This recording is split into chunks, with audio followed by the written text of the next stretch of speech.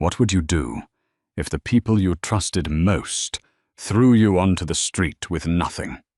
When 28-year-old Madeline was brutally evicted by her own family, she spent her last dime on a rotting, abandoned mansion. But the terrifying secret she uncovered in the attic changed absolutely everything. The rain pounded relentlessly against the tinted windows of the Bingham & Associates law firm in downtown Rochester, matching the heavy, rhythmic pounding in Madeline Hayes's chest. Across the mahogany conference table sat the two people she despised most in the world, her stepmother, Patricia, and her half-brother, Donovan. They were both dressed in impeccable, somber black, but the corners of Patricia's mouth twitched with a poorly concealed smirk. Madeline's father, Jonathan, had been buried exactly 48 hours ago. And now, Madeline was being erased. "I'm sorry, Ms. Hayes," the senior estate attorney, Harrison Gable, said. He didn't look sorry. He looked impatient, adjusting his gold-rimmed glasses. "But the codicil to your father's will is legally binding. It was signed and notarized just 3 weeks before his fatal stroke." The entirety of the Hayes estate, including the primary residence, the investment portfolios managed by Wachovia Trust, and the commercial real estate assets, have been transferred exclusively to Patricia and Donovan. Madeline gripped the edge of the table, her knuckles turning bone white. "That's impossible. My father and I built that hardware business together. He promised me the family home. He would never sign a document leaving me with nothing." "The signature was authenticated by 2 independent graphologists," Gable replied coldly, sliding a thick cream-colored folder across the table. "You are entitled to exactly 1 item, per Section 4, Paragraph B." Madeline opened the folder. Inside was a single, rusted key, and a brief note in her father's handwriting, scrawled so hastily it barely looked like his script. "Madeline, forgive me. The foundation is rotten." "What is this?" Madeline whispered, looking up. Donovan leaned forward, his designer cologne suffocating in the sterile office air. "It's exactly what you deserve, Maddie. Nothing. Now, I want you out of the house by 5 o'clock this evening. The security codes are being changed at 6. If your belongings are still there, they will be donated to Goodwill." By sunset, Madeline was sitting in the driver's seat of her 2011 Honda Civic, the trunk crammed with a few suitcases of clothes, a box of photographs, and her laptop. The rain had turned into a freezing drizzle. She had exactly $14,000 in her personal savings account, a meager sum she had secretly squirreled away from her meager salary at the family business. Everything else was gone. Her childhood home, her job, her family. For 2 weeks, Madeline lived in her car in the parking lot of a 24-hour Planet Fitness, showering in the locker rooms and aggressively searching for a lifeline. She knew $14,000 wouldn't last long in the rental market, especially without proof of income. She needed a permanent roof over her head, something she could own outright, no matter how run down. That desperation led her to the Monroe County Courthouse for the monthly tax default property auction. The room was filled with aggressive real estate flippers and local contractors looking for cheap land. Madeline sat in the back row, clutching a bidding paddle with trembling hands. Property after property went up on the projector screen, all selling for $50,000 or $60,000, way out of her league. Then a slide clicked onto the screen that made the entire room groan. It was a photograph of a decaying, towering Victorian house, choked by dead ivy. The roof was missing shingles, the wraparound porch sagged like a broken jaw, and the windows were dark, staring out from the overgrown yard like hollow eyes. "Item 42, the auctioneer droned, wiping sweat from his forehead. 42, Sycamore Drive, Oakhaven. Property has been abandoned for 22 years. Structural integrity is all questionable. Outstanding tax liens have been cleared by the county. Bidding starts at $10,000. Silence filled the room. The flippers checked their phones. No one wanted it. The property was notorious in the county. A money pit located in a forgotten, economically depressed mill town 40 miles outside the city limits. 10,000. Anyone? The auctioneer asked, raising his gavel. Madeline's heart hammered against her ribs. It was a nightmare of a house. But it was a house. It had walls, a roof, a door she could lock against the world that had betrayed her. She raised her paddle. 10,000. The auctioneer blinked in surprise. 10,000 to paddle number 84. Do I hear 11? A sleazy-looking contractor in the second row smirked and raised his paddle. 11. 12. Madeline shot back instantly, her voice cracking slightly. She was nearing her absolute limit. If she went over 14, she couldn't pay the processing fees. The contractor sneered, shook his head, and put his paddle down. The house wasn't worth the cost of the bulldozer required to knock it down. Going once, going twice, sold to paddle 84 for $12,000.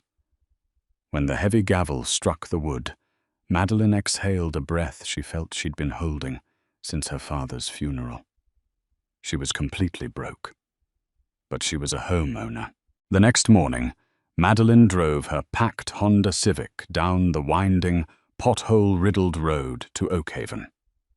The town was a graveyard of American industry, empty storefronts, rusted rail lines, and faded billboards. Sycamore Drive sat at the edge of town, enveloped by dense, looming woods that seemed to swallow the morning sunlight. When she pulled into the cracked concrete driveway of number 42, the sheer scale of her mistake washed over her. The photograph at the auction hadn't done justice to the property's sinister aura. The Victorian structure loomed 3 stories high, its faded grey paint peeling like dead skin.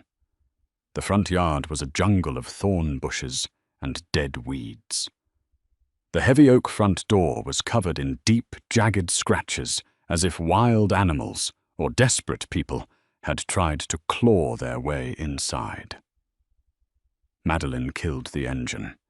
The silence that followed was oppressive.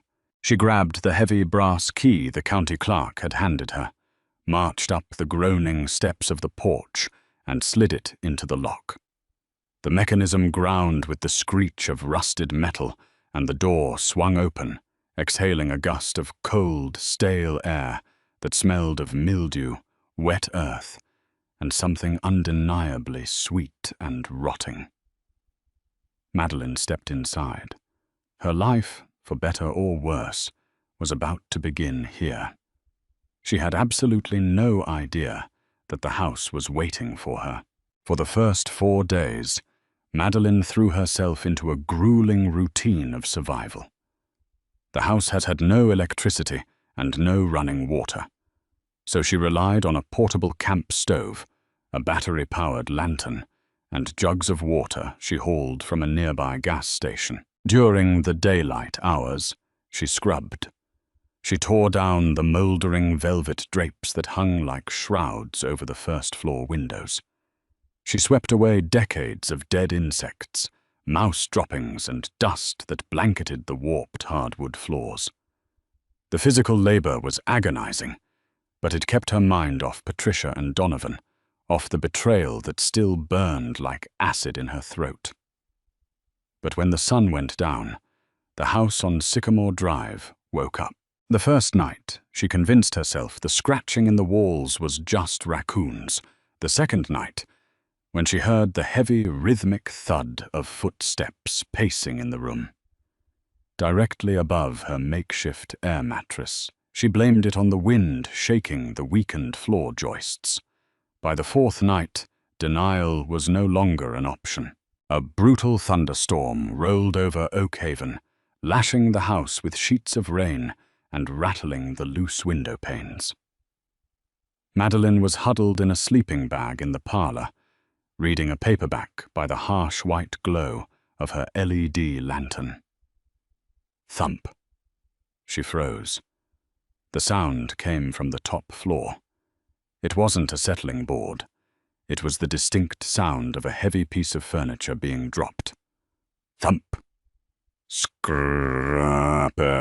Something massive was being dragged across the floorboards, high above her. Madeline's pulse skyrocketed. Was a squatter living upstairs? Had someone broken in while she was exhausted and asleep? She grabbed a heavy iron fire poker from the rusted hearth and picked up her flashlight. Her breath plumed in the freezing, damp air as she crept out of the parlor and into the grand foyer. The grand staircase spiraled upward into absolute pitch-black darkness. "Hello," Madeline called out, her voice trembling. The acoustics of the empty house swallowed the word instantly. Silence. Gripping the iron poker so tightly her hands ached, Madeline began the agonizing climb. The stairs screamed under her weight. On the second floor, the air grew noticeably colder. A long hallway stretched out before her, lined with 4 closed doors. The dragging sound hadn't come from here. It had come from higher up. At the end of the second-floor hallway, tucked away in the shadows, was a narrow, steep staircase leading to the 3rd floor. The attic. As Madeline approached it, she noticed something that made her blood run cold. The door leading up to the attic wasn't just closed, it was sealed. Thick, heavy wooden planks had been nailed horizontally across the doorframe with massive, rusted iron spikes. Someone had gone to extreme lengths to make sure whatever was up there never came down, or to make sure no one could ever get up. But as she shined her flashlight on the barrier, she saw something else. The thick iron spikes holding the top plank were freshly bent. The wood around the nail heads was splintered, exposing pale, raw timber underneath. The nails were being pushed out from the inside. Madeline stepped back, her heart hammering wildly against her ribs. She should have run. She should have grabbed her car keys, driven away, and slept in her Honda Civic at the gym again. But anger suddenly surged through her veins, a hot, fierce rebellion against being pushed out of her own space one more time.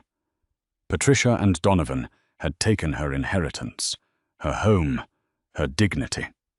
She was not going to let some squatter or local vagrant run her out of the only thing she had left.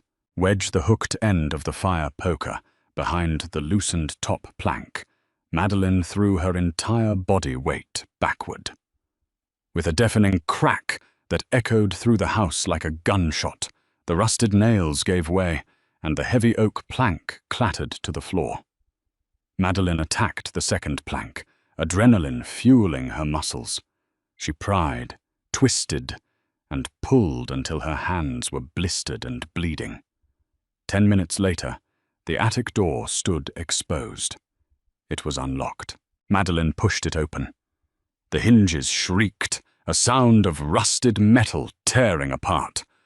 A wall of freezing, stale air hit her face, carrying the scent of dry rot and old paper. She raised her flashlight and slowly ascended the narrow, creaking stairs. The attic was massive, spanning the entire length of the house. The exposed rafters were draped in thick, grey cobwebs that hung like Spanish moss. The flashlight beam swept across the darkness, illuminating piles of discarded history, dress forms rotting in the corners, stacks of mildewed furniture covered in moth-eaten sheets, and towers of decaying cardboard boxes. There was no one there. No squatter. No intruder.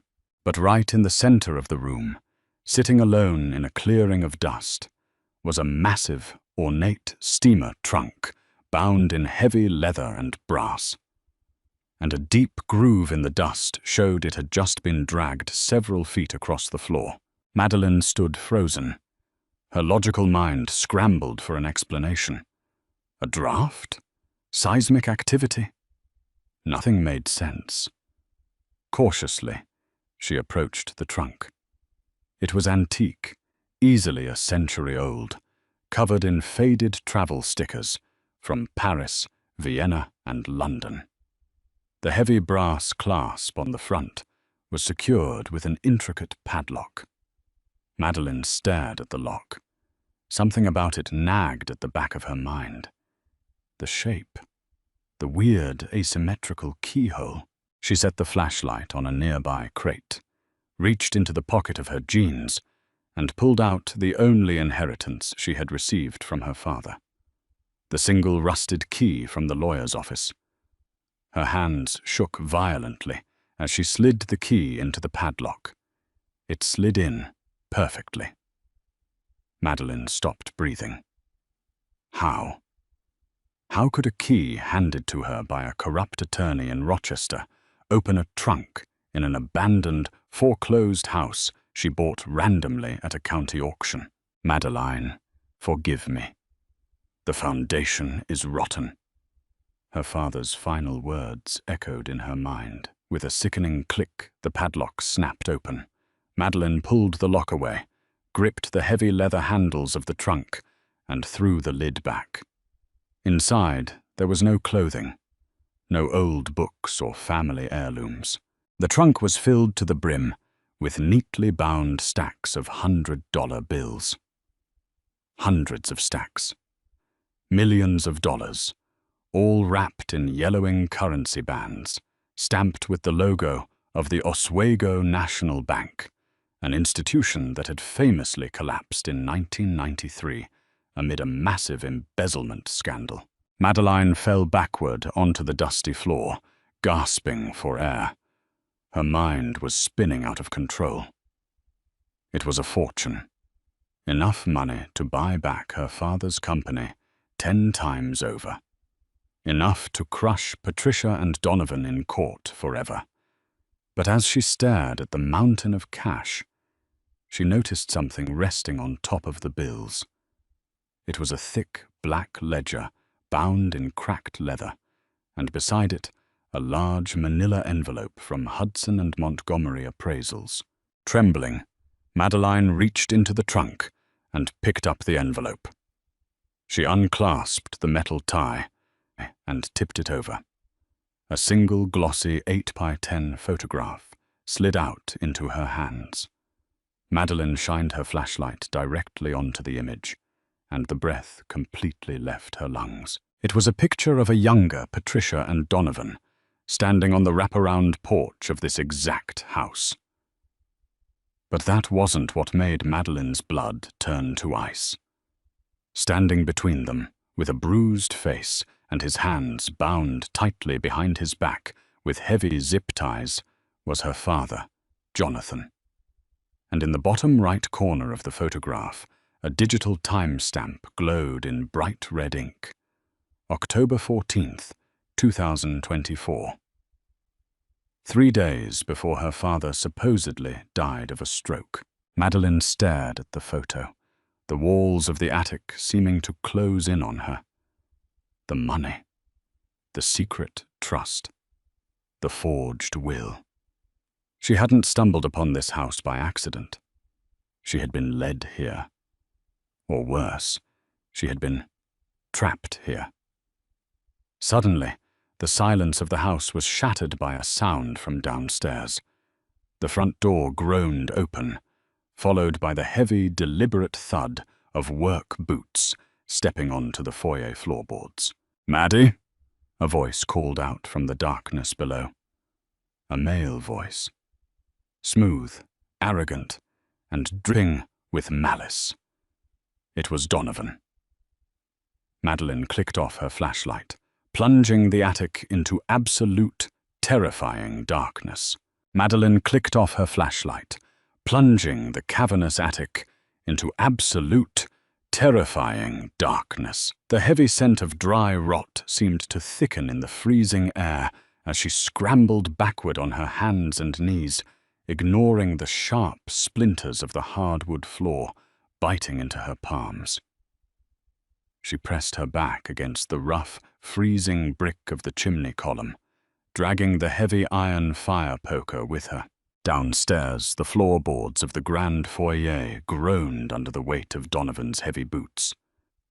"Maddie? Come on out, sis," Donovan called out. His voice was casual, almost playful, echoing up the grand staircase. "We tracked the GPS on your pathetic little Honda. You really didn't think that county auction was a stroke of luck, did you? Patricia paid the auctioneer $5,000 to make sure you won this rotting pile of garbage." Madeline clapped a dirt-stained hand over her mouth to stifle her panicked breathing. Her mind raced, violently piecing together the horrifying puzzle. The auction wasn't a fresh start. It was a perfectly orchestrated trap. They had evicted her, left her desperate, and handed her the exact property where they had hidden their darkest sins. "Dad was a very secretive man," Donovan continued, his footsteps now echoing on the second-floor landing. "He kept the Oswego money buried for nearly 30 years. When Patricia finally confronted him about it, he absolutely refused to hand over the location. He played the righteous martyr. So we had to get creative. But the old man was tough. He stroked out before he could give us the combination to the padlock. We knew he mailed you a key, but you disappeared before we could snatch it." Madeline's eyes adjusted to the ambient moonlight, filtering through the grime-caked attic window. She looked at the photograph still clutched in her trembling left hand. Her father, bruised, zip-tied, and broken on the porch of this very house. Patricia and Donovan hadn't just forged a will. They had tortured and murdered Jonathan Hayes, and now Madeline was the only loose end. They intended for her to vanish in an abandoned foreclosure, a tragic runaway who tragically ended her own life in a forgotten town. "We just need the money, Maddie," Donovan said, his voice dropping the playful facade, replaced by a cold, lethal edge. The narrow, steep stairs leading up to the attic began to creak. He was ascending. "Make this easy. Hand over the cash, and I promise I'll make it quick. Don't make me do to you what Patricia did to him." Madeline's blood boiled. The sheer terror paralyzing her limbs evaporated, instantly replaced by a blinding, white-hot fury.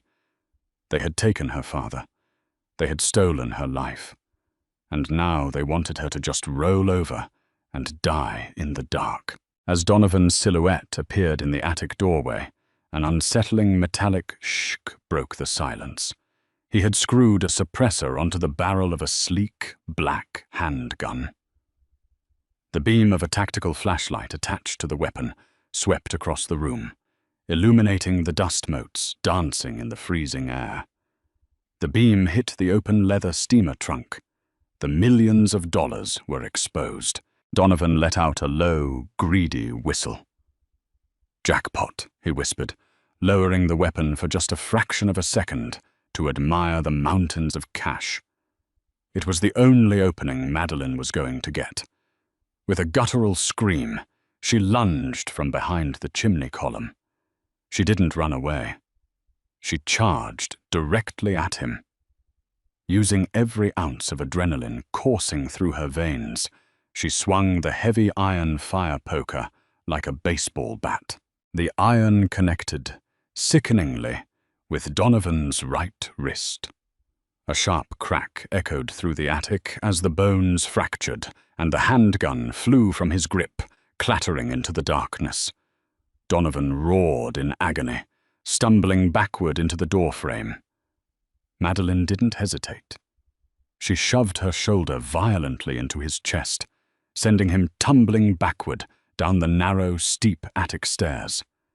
He crashed against the second-floor landing with a heavy, bone-rattling thud. Grasping the leather ledger and the manila envelope containing the photograph, Madeline sprinted down the stairs, leaping over Donovan's groaning body. "You're dead!" he screamed, clutching his shattered wrist and scrambling to his feet. "You hear me, Maddie? You are dead!" She tore down the grand staircase, her boots slipping on the warped wood. She burst through the heavy oak front door, the freezing rain immediately lashing her face. She sprinted to her Honda Civic, practically ripping the door handle off in her haste.